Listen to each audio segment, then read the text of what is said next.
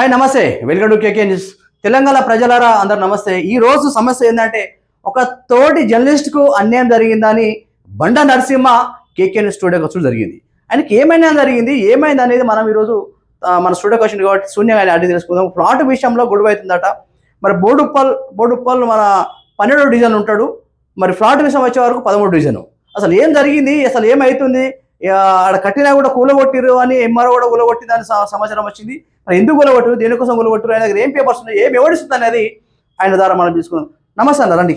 నమస్తే కేకే అన్న గారు. ఏమైంది సార్, ఏమైంది ప్లాట్ సమస్య కోసం ఈ రోజు మీరు అక్కడ ఇంటర్వ్యూ చేసిన దాన్ని బట్టి నేను కూడా మీకు ఇంటర్వ్యూ చేయాలి, నా బాధ ఏంటో చెప్పుకోవాలి. ఏమంటున్నా ప్రజలకు తొలగించుకోవడానికి అక్కడ జరిగింది విడిచిపెట్టండి. మీకు ఏం అన్యాయం జరిగింది, మీకు ఏం సమస్య వచ్చింది, అసలు ఫ్లాట్ ఎట్లా వచ్చింది, ఏం నిజము ఏదో వద్దామంటే మీ దగ్గర ఎవిడెన్స్ ఏమో చూపెట్టండి. ఓకే, ఇది శివసాయి ఆటో యూనియన్.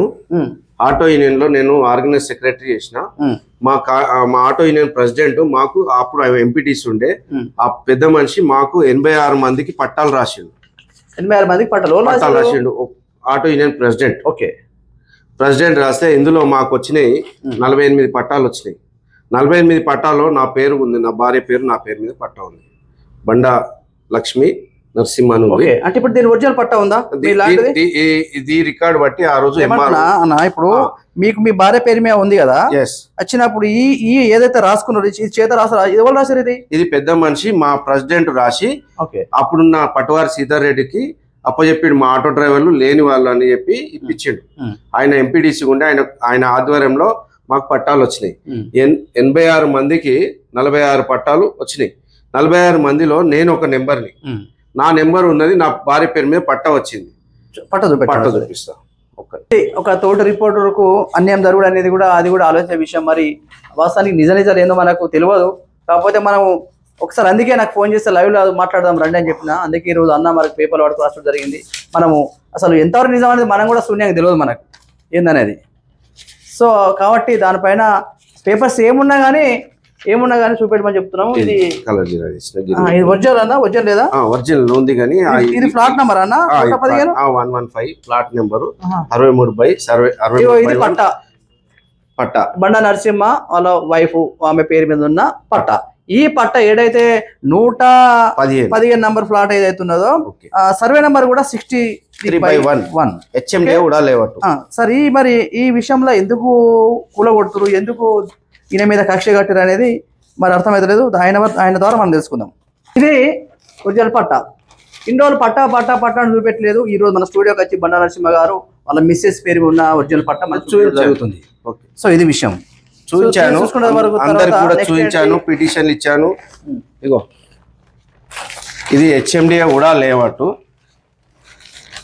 ఇది 89లో లేవట్ అయింది. 89లో హెచ్ఎండిఏ కూడా లేవట్.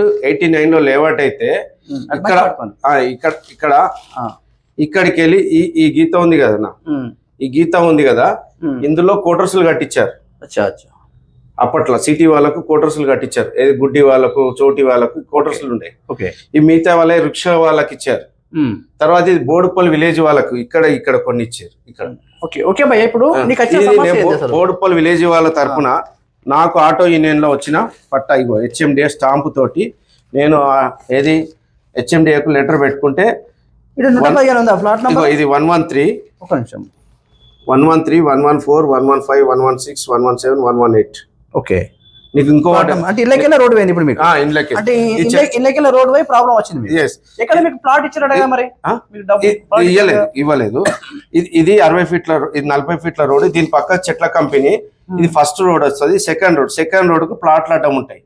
ఇప్పుడు ఇది క్లియర్ ఈ 4 ప్లాట్లు తీసేసి రోడ్ చూపిస్తున్నాడు. ఇప్పుడు ఈ 2 ప్లాట్లు తీసేస్తారు. ఇది 2 పోతున్నాయి అన్న.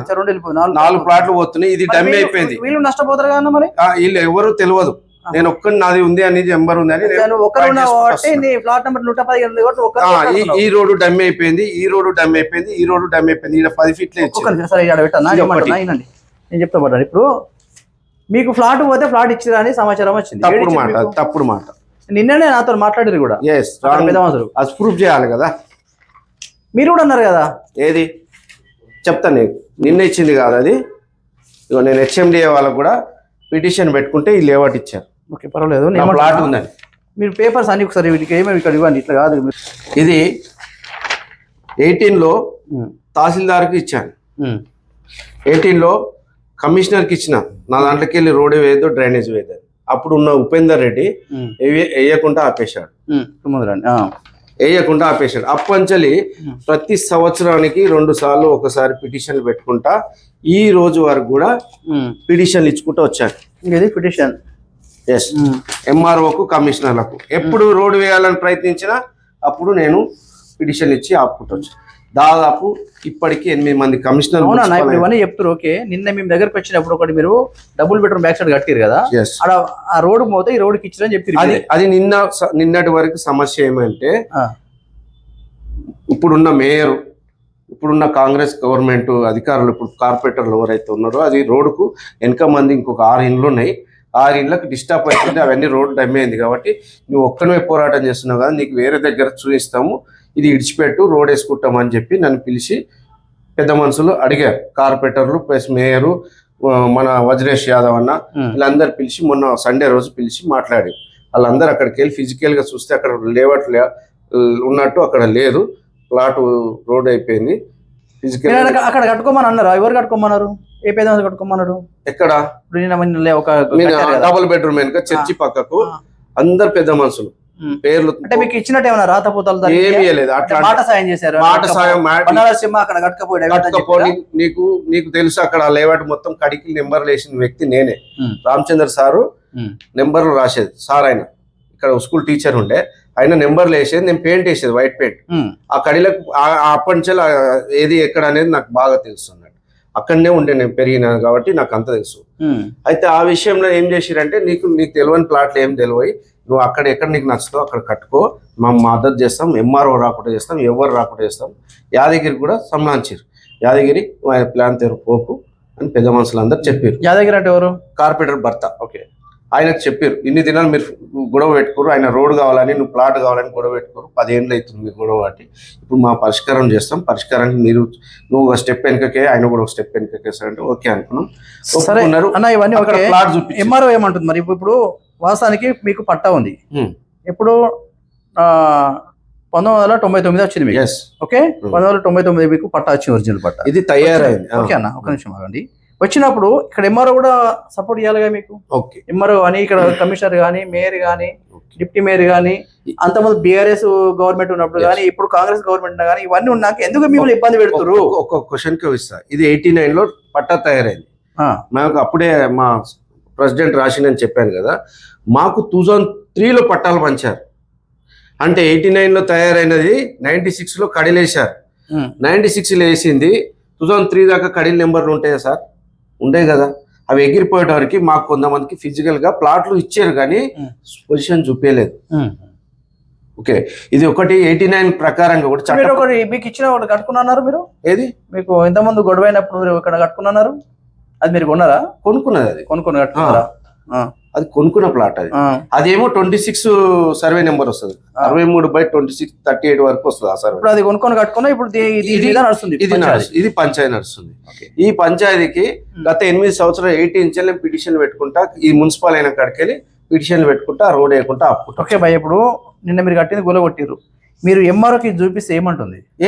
అమ్మ నాది ఇట్లా కూలిపోయింది పరిస్థితి, పట్టాకి చూపిస్తే మీకు ఏం సమాధానం చెప్తుంది? ఇప్పుడు ఆమె ఏం చెప్తుందంటే, నేను పట్టాలు వేయలేదు, అప్పుడు ఎప్పుడో ఉన్న ఎంఆర్ఓ ఇచ్చింది, అది ఇప్పటిదాకా మీరు కట్టుకోలేదు, కట్టుకున్న కొద్ది గొడవలు జరుగుతున్నాయి కదా, నేను ఫిజికల్ గా అది లేఅవుట్లో ప్లాట్ ఉందని చెప్పిన.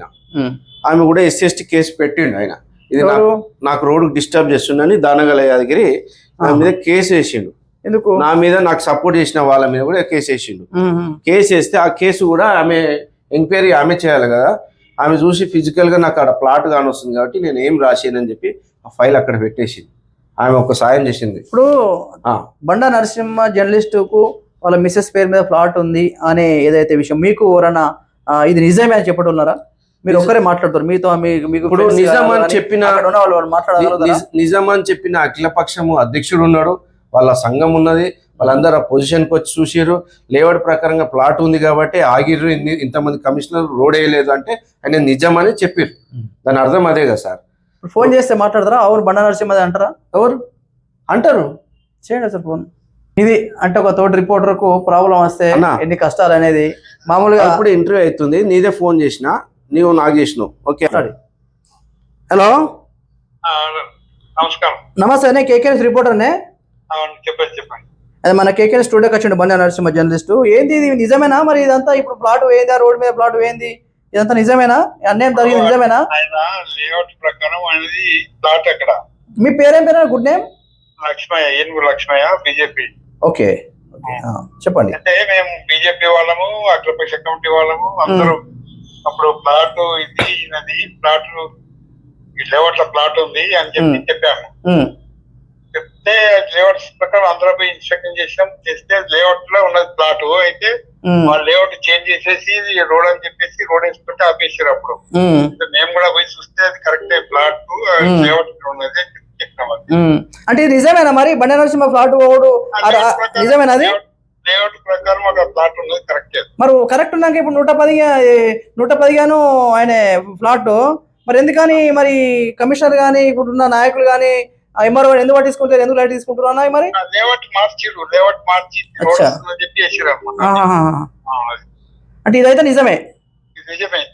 మేమంతా బీజేపీ వాళ్ళము, అగ్రపక్ష కమిటీ వాళ్ళము నిజమే. మనకి ఇప్పుడు పార్టీపారం అవసరం లేదు అన్న. ఏమంటున్నా అంటే ఒక తోటి జర్నలిస్ట్ కు ప్రజల కోసం కొట్లాడేటోడు, ప్రజల కోసం రాష్ట్రోడు, ఆ ప్రజల కోసం పనిచేస్తాడు కాబట్టి నిజమా కాదా ఒక తోటి జర్నలిస్ట్ నేను అడుగుతున్నా, నిజమా కాదా అని. అది ఒకటే ఎవిడెన్స్ మాట్లాడేది. నిజమే. మేము కూడా 5-6 సార్లు 2-3 ఏళ్ళ నుంచి అది నడుస్తుంది. థ్యాంక్ యూ అన్న, థ్యాంక్ యూ. అయితే ఇది పరిస్థితి. తెలంగాణ ప్రజలరా, ఒక తోటి జర్నలిస్ట్ కూడా ఇట్లా అనేది జరుగుతుంది. ఎంఆర్ఓ వారు కానీ, కమిషనర్ కానీ, లోకల్ డిప్యూటీ మేయర్ కానీ, లోకల్ నాయకులు కానీ, అదే 12 వార్డులో కానీ 13 వార్డులో కానీ బండా నరసింహకి ఏం అన్యాయం జరగాలని సపోర్ట్ చేయాలని మాకు కేకల తరపున అడుగు జరుగుతుంది. ఎందుకంటే అన్ని రకాల ఉద్యోగాలు పట్టా చూపించారు, ఇంట్లో నాకు పట్టా చూపెట్టలేదు. నేను కూడా అంతలాగానే అనుకున్నా, నిజమేనే కబ్జా చేసిండు అవి చేసిండు అట్లా అనుకున్నా. కానీ ఇక్కడ మనకు ఉద్యోగాలుగా పట్టా చూపిస్తుండు బండా నరసింహ గారు. కావున తోవ మీద పోతే ఒక ప్లాట్ ఇచ్చుడు మాత్రం ఖచ్చితంగా ఇవ్వాలి. ఇది ఎడదన్నా ఇదే దాన్ని చిన్న చేపించి ఇది విషయము. ఇది విషయము త్వరలోనే తొందరగానే బండా నరసింహ న్యాయం చేయాలని మా కేకే తరపున అడుగు జరుగుతుంది. 2022లో పద్మజ మేడం కమిషనర్ వచ్చిన మేడము స్ట్రిక్ట్ ఆఫీసర్ కూడా నా ప్లాట్లకి వెళ్ళి రోడ్ వేయడానికి ప్రయత్నం చేసింది. అప్పుడు ఈ హెచ్ఎండిఏ కూడా లేఅవుట్ ప్రకారంగా స్టాంప్ ఉన్న లేఅవుట్ చూపిస్తేనే ఆమె ఇమ్మీడియట్గా వేసిన కంకర్ తీయించి అది రోడ్ వేయొద్దని చెప్పేసి వెళ్ళిపోయింది. ఆమె ఉన్న రోజులు అక్కడ రోడ్ వేయలేదు. తర్వాత కోర్టు ఆర్డర్ తెచ్చుకోపోమని కూడా ఆమె సలహా ఇచ్చింది. మేడం నీ కోర్టు ఆర్డర్ తెచ్చుకో, వాళ్ళు ఇబ్బంది పెడుతున్నారు కదా, నువ్వు కోర్టు ఆర్డర్ తెచ్చుకోపో అంటే కోర్టు ఆర్డర్ కూడా తెచ్చుకున్నా. ఆ కోర్టు ఆర్డర్ తెచ్చుకోవడం వల్ల 2022 నుంచి ఇప్పటిదాకా అది రోడ్డు వేయకుండా ఆగింది. ఆ కోర్టు ఆర్డర్ ఉన్నాక కూడా ఈ రోజు బలవంతంగా అక్కడ నాకు స్టే వచ్చింది, ఫుల్ ఆర్డర్ వచ్చింది నాకు. అక్కడనేమో ప్లాట్ చూపించి ఆ ప్లాట్ను మళ్ళీ కట్టుకున్నాక ఇలా 70-80 వేలు లాస్ చేసి కూలగొట్టించారు 2 days తర్వాత. ఇక్కడనేమో రోడ్ వేసేస్తున్నారు. ఇక్కడ నాకు కోర్టు ఆర్డర్, ఇక్కడ ఫ్లాట్ అయిపోయింది, మరి అక్కడ ఫ్లాట్ ఏంటిది? ఇది దీని బదులు అక్కడ చేసుకోమని కాదు, ఇది రోడ్ వేసుకుంటారు కదా సార్. ఈ రోడ్ వేసుకునే బదులు అక్కడ మాకు వేరే ఇస్తున్నారు కదా. మొన్న పెద్ద మనుషులు అంతా మాట్లాడి అక్కడ చేసుకోమన్నారు కాబట్టి అక్కడ కట్టుకున్నాం. ఇప్పుడు డబుల్ బెడ్రూమ్ బ్యాక్ సైడ్ కట్టినదే కదా, అది కూలగొట్టేసారు. ఇక్కడికి వెళ్ళి రోడ్ వేసేసారు. మళ్ళీ అక్కడ పోమని చెప్పారా? ఎక్కడ పోమని లేదు, అది కూలగొట్టేసి గమ్ము నొక్కున్నారు. ఇక్కడనేమో ఈ ప్లాట్లనేమో రోడ్ వేసేసారు, ఈ 115 రోడ్ వేసేసారు.